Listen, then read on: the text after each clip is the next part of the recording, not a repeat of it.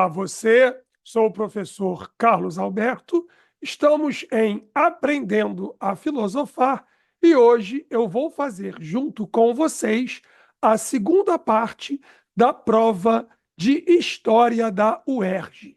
Preste atenção porque há muito conteúdo também de filosofia. De fato, a filosofia não é, digamos assim, tangenciada nesse conteúdo. A prova da UERJ abrange basicamente conteúdos de história do Brasil e de história geral, história moderna e contemporânea. Peço que você, antes de tudo, deixe o seu like, compartilhe o nosso trabalho e, é claro, se inscreva em Aprendendo a Filosofar. Vamos então à nossa aula de hoje. Prova discursiva da UERJ, segunda fase, 2019. Aí está a prova da UERJ que iremos fazer. Vamos à questão número 5. É um texto de época da primeira metade do século XIX e é um texto de José Bonifácio de Andrada e Silva, que depois viria a ser o tutor de Dom Pedro II. Vamos ao texto.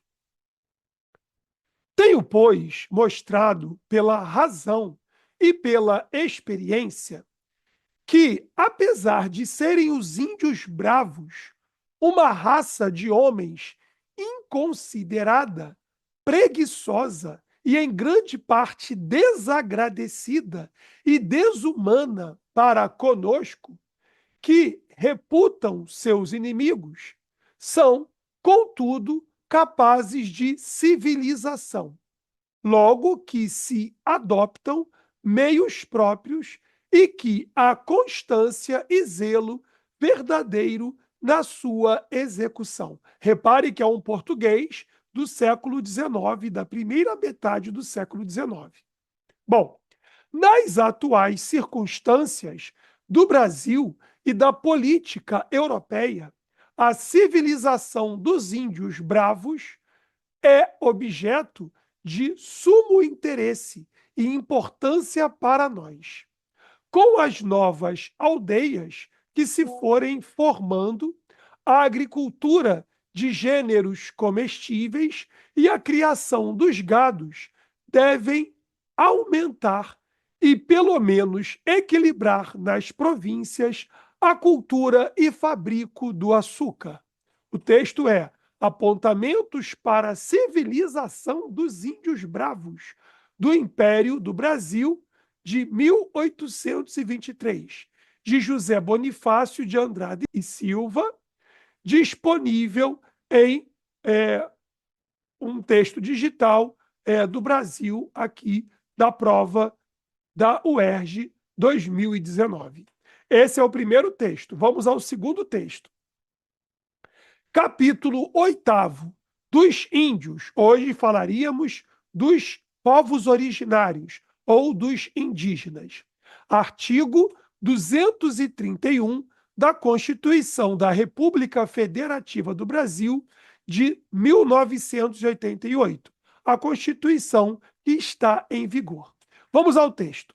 São reconhecidos aos índios, aos indígenas, sua organização social, costumes, línguas, crenças e tradições, e os direitos originários sobre as terras que tradicionalmente ocupam, competindo à União demarcá-las, proteger e fazer respeitar todos os seus bens.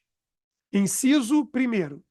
São terras tradicionalmente ocupadas pelos índios, as por eles habitadas em caráter permanente, as utilizadas para suas atividades produtivas, as imprescindíveis à preservação dos recursos ambientais necessários e seu bem-estar, e as necessárias à sua reprodução física e cultural, segundo seus usos, costumes e tradições.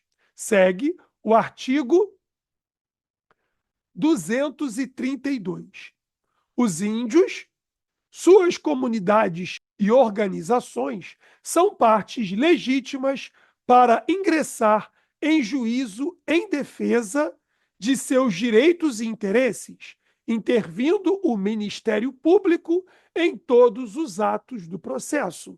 Constituição da República Federativa do Brasil, 1988, é a Constituição que está em vigor hoje no Brasil, chamada de Constituição Cidadã.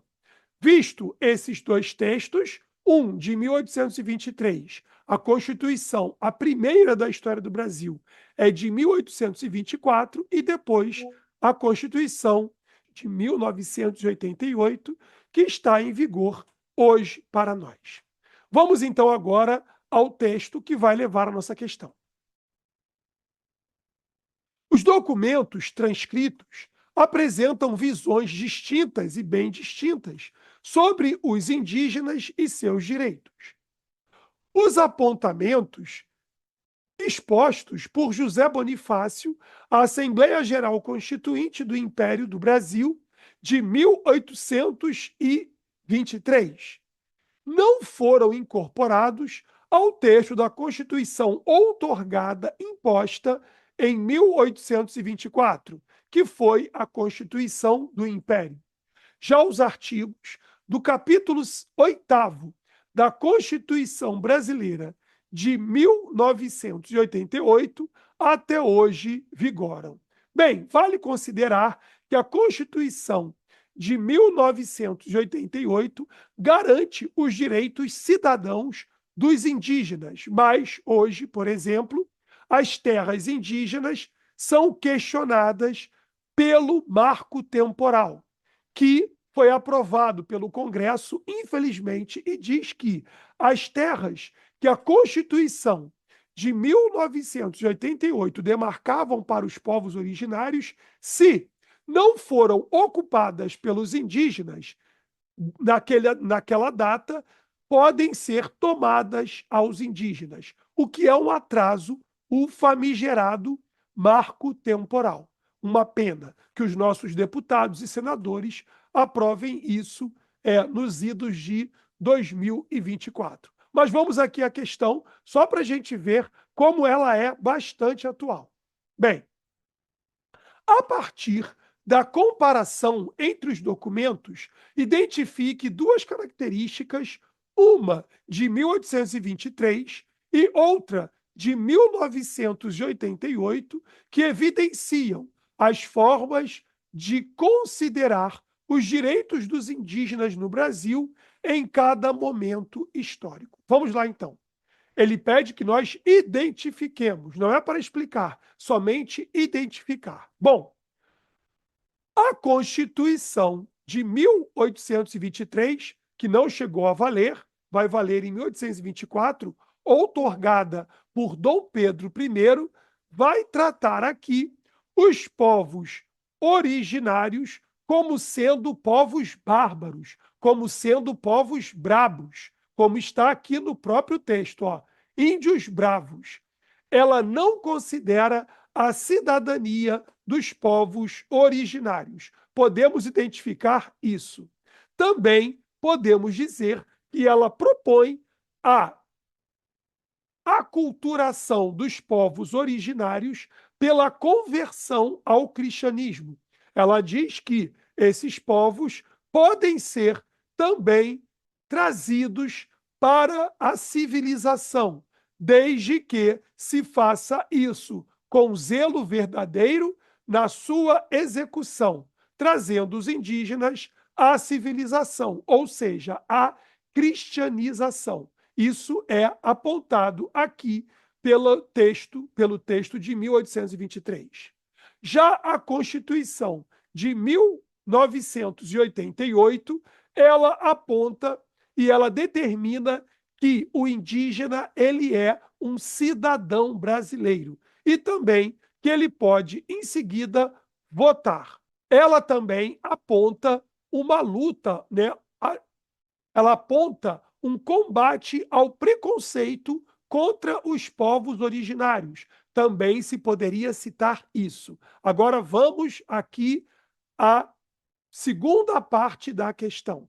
Em seguida, apresente um fator que explique a presença de tais direitos na Constituição de 1988. Bom, ela amplia o direito de cidadania aos povos originários. Os povos originários agora são cidadãos brasileiros e devem ser respeitados como tal. Além disso, ela trabalha a mobilização política das populações indígenas. Isso também é um direito desses povos. Podemos lembrar aqui, a título de curiosidade, o cacique Juruna, que nos anos 80 foi eleito como deputado federal no Congresso Brasileiro e trabalhava os direitos indígenas já naquela época. Bastante interessante. Bom, vamos agora à questão de número 6. Ela vai falar aqui dos direitos das mulheres ao longo da história da humanidade, na história geral, e também pode chegar aqui à história do Brasil, por que não? Vamos ao texto. De novo, é uma questão intertextual. Questão 6.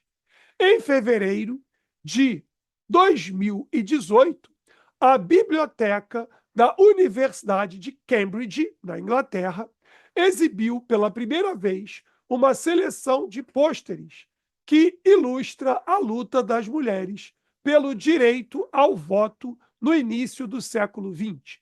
A mostra celebra o centenário da primeira conquista do movimento sufragista britânico, a Lei Representation of the People Act, de 1918.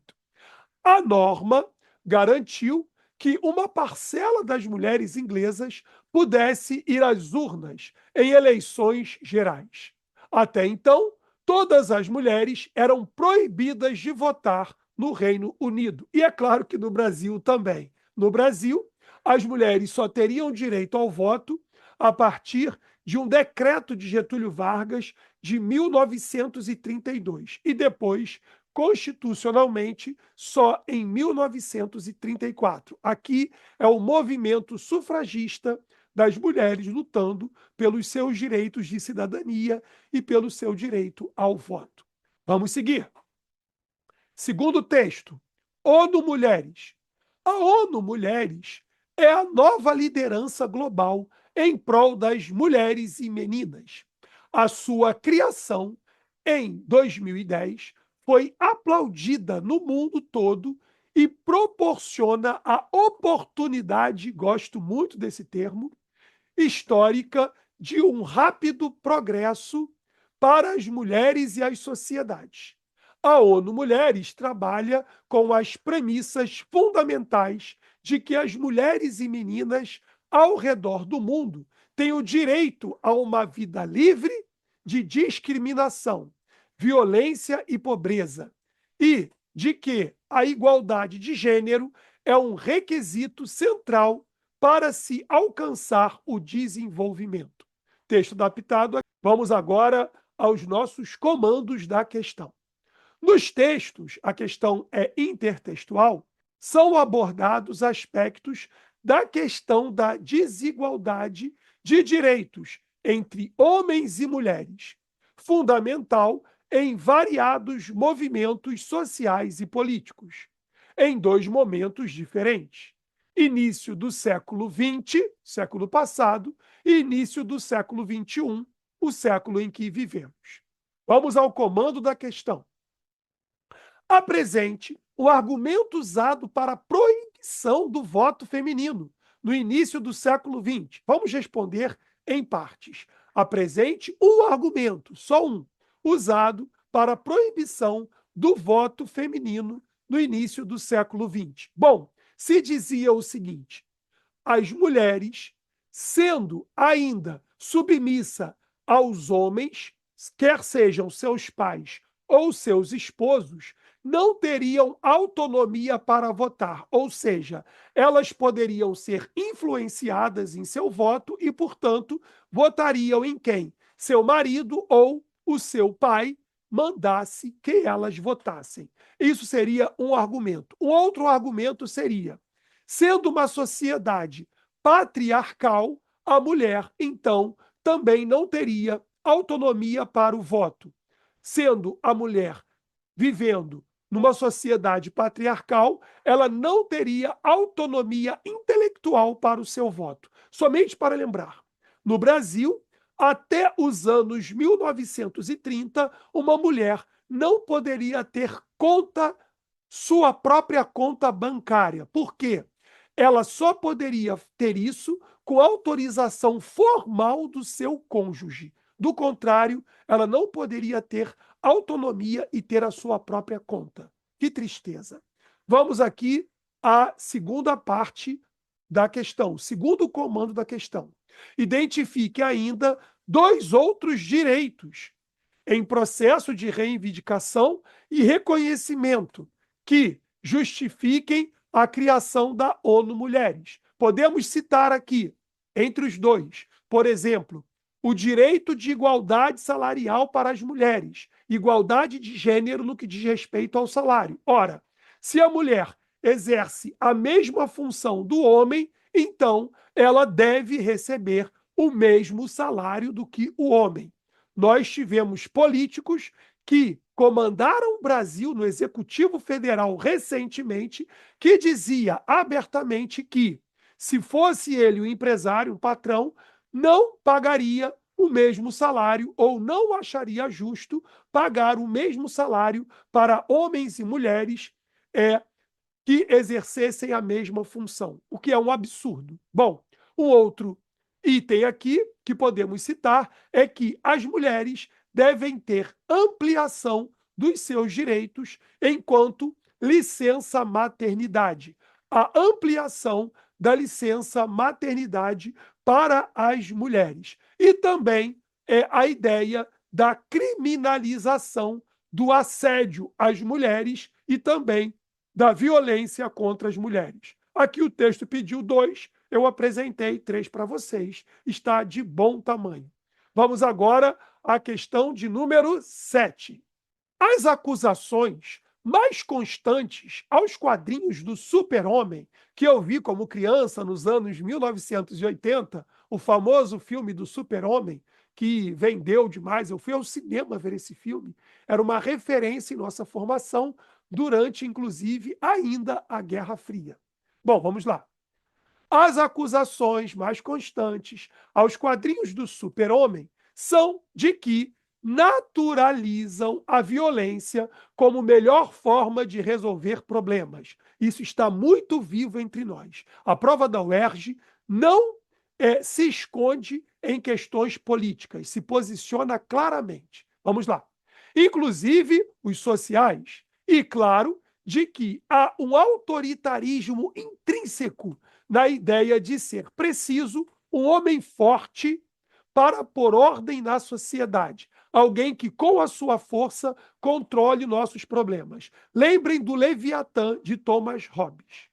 Também se apontam, em suas histórias, o desprezo pelas instituições criadas em torno do voto, o elogio das autoridades não eleitas, militares, policiais, juízes, etc. Uma rebeldia juvenil contra a desordem e a promoção de novas elites. Adaptado de Rogério de Campos, Super-Homem e o romantismo de aço. A ideia romântica de que precisamos de um mito, de um super-herói que dê conta dos nossos problemas sociais, quiçá dos nossos problemas existenciais. Vamos então agora à questão. Criado em 1938, o personagem Super-Homem, podemos pensar aqui Tarzan, Rin-Tin e vários outros personagens de histórias em quadrinho. Foi alvo de críticas que o associavam a ideologias políticas correntes naquela década. Na década de 1930, na ascensão do fascismo. Não é difícil remeter a isso. Com base no texto, denomine a ideologia política associada ao personagem por seus críticos. Bom, Os críticos aqui do Super-Homem estão apontando, claro, vou ser redundante, uma crítica ao nazismo, uma crítica ao fascismo, uma crítica ao nazifascismo, que vai juntar essas duas ideologias de extrema-direita. Simples assim. Agora, seguindo, nomeie também dois regimes ou movimentos inspirados nessa ideologia. Poderíamos citar aqui, facilmente, o fascismo de Benedito Mussolini na Itália, que é o grande pai do fascismo. Poderíamos citar o fascismo de Piłsudski na Polônia, esse um pouco menos famoso. Poderíamos também citar o fascismo de Francisco Franco na Espanha ou o mais famoso de todos, o nazismo na Alemanha de Adolf Hitler. Ele pede que nomeie dois, eu nomeei aí 4 para vocês. Bom, para que essa aula não fique muito longa, eu vou fazer um corte e vou gravar as outras questões, as questões 8, 9 e 10, até porque eu vou me deter um pouco mais na 8, que é o que está ligada ao tema da minha dissertação de mestrado, na próxima aula que faremos aqui, na próxima semana, em Aprendendo a Filosofar. Então, querendo continuar, é só seguir conosco, o link vai estar aí embaixo e vamos acabar de corrigir esta prova. Um grande abraço a todos, paz e bem, que o nosso bom Deus vos abençoe. Tchau, tchau. Até a nossa próxima aula. Não nos deixe. Um grande abraço. Até já.